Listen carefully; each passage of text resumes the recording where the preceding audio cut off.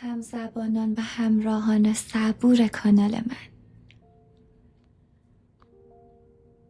میدونم این روزها آسمون دل خیلی از ماها ابریه. خبرهای تلخ از سرزمینمون، دوری از عزیزان، نگرانی برای آینده و طوفان‌هایی که هر کدام در گوشه‌ای از زندگی با هم دست و پنجه نرم می‌کنیم، گاهی انقدر سهمگین میشه که انگار دیگه توان ادامه دادن نداریم. اما ادبیات فارسی قرنها پیش از ما این طوفان‌ها رو دیده، رنج انسان‌ها رو شناخته و برای روزهای سخت چراغ‌هایی روشن کرده. امروز میخوام یکی از زیباترین روایت‌های عطار نیشابوری رو براتون بازگو کنم. داستانی که بیش از 800 سال از سروده شدنش میگذره، اما انگار برای همین روزهای ما نوشته شده. با هم بشنویم قصه سیمرغ و سیمرغ رو.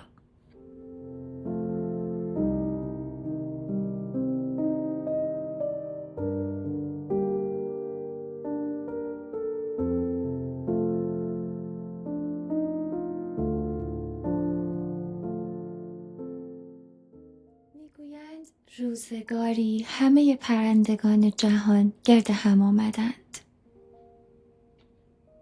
هر کدام زخمی بر دل داشتند، یکی از ترس، یکی از اندوه، یکی از دلبستگی و دیگری از خستگی راه. همه احساس می کردند چیزی در زندگیشان کم است. راهنمایی، امیدی، پادشاهی که بتونه اونها رو از سرگردانی نجات بده. در میان اونها هدهد برخاست، پرنده‌ای خردمند که سالها راه رو شناخته بود. هدهد گفت پادشاه شما سیمرغ است، اما رسیدن به او آسان نیست. باید دل به سفر بسپارید و از 7 وادی بگذرید. وادی طلب، عشق، معرفت، استغنا، توحید، حیرت و سرانجام فقر و فنا. با شنیدن این سخن سکوتی بر جمع حاکم شد. بلبل گفت من چگونه از گل دل بکنم؟ همه خوشبختی من در همین باغ است.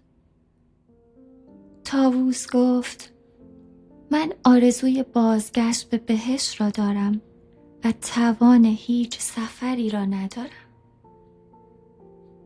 اردک گفت آب برای من کافی است. چرا باید دل به بیابان بزنم؟ باز گفت قدرت من همین است. بیش از این از من ساخته نیست. هر پرنده بهانه‌ای داشت. یکی از ترس، یکی از دلبستگی و دیگری از آسایش. سرانجام تنها گروهی اندک تصمیم گرفتند راهی شوند. سفر آغاز شد. راه آسان نبود. بیابان‌های سوزان پیش رویشان بود. کوه‌های بلند، شب‌های سرد، بادهای سهمگین و راه‌هایی که پایانشان پیدا نبود. بعضی از پرندگان در میانه راه خسته شدند و بازگشتند. بعضی طاقت تشنگی نیاوردند. بعضی اسیر ترس شدند و بعضی هرگز به پایان راه نرسیدند. اما آنان که مانده بودند، هر قدم که برمی داشتند چیزی را پشت سر می گذاشتند. غرورشان را، ترسشان را، وابستگی هاشان را و حتی تصویری را که سالها از خود در ذهن داشتند. سفر آنان را آرام آرام دگرگون می کرد. سالها گذشت تا آنکه سرانجام از گروه پرندگان تنها 30 پرنده باقی ماند. خسته، زخمی، اما استوار. وقتی به آستانه جایگاه سیمرغ رسیدند و با شوق منتظر بودند تا پادشاه با شکوه خود را ببینند، هیچ کس نیامد. تنها آینه‌ای روشن در برابرشان قرار داشت. پرندگان با شگفتی در آن نگریستند. آنچه دیدند تصویر خودشان بود. همان لحظه راز بزرگ سفر را دریافتند. سیمرغی که سالها در جستجویش بودند موجودی جدا از آنان نبود. سیمرغ همان سیمرغ بود. تمام آن سفر طولانی برای یافتن نیروی بیرون از خود نبود. برای شناختن حقیقتی بود که از همان آغاز در وجود خودشان پنهان مانده بود. عطار این راز زیبا رو در 2 بیت جاودانه چنین بیان میکنه: چون نظر کردند آن سیمرغ زود، بیشک این سیمرغ آن سیمرغ بود.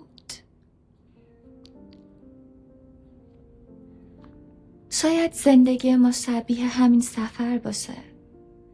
خیلی وقتها گمان میکنیم امید، آرامش یا نجات جایی دور از ماست. در آینده، در شهری دیگه یا معجزه‌ای که هنوز رخ نداده. اما شاید بزرگترین کشف زندگی این باشه که نیروی برخاستن از همون ابتدا در قلب خود ما حضور داشته. طوفان‌ها همیشه میان. گاهی خونه ها رو میلرزونن، گاهی دلا رو. اما هیچ طوفانی برای همیشه نمیمونه. و انسان تا زمانی که امید رو در دل خودش زنده نگه داره، راهی برای ادامه دادن و مبارزه کردن پیدا میکنه. اگر این قصه تونست اندکی از سنگینی دل امروزتون کم کنه، اون رو با کسی قسمت کنین که این روزها در میان طوفان زندگی ایستاده. مرسی که این هفته هم با من همراه بودید. تا دیداری دیگه برای شما و همه عزیزانتون آرامش، صبر، امید و روزهای روشن آرزو میکنم.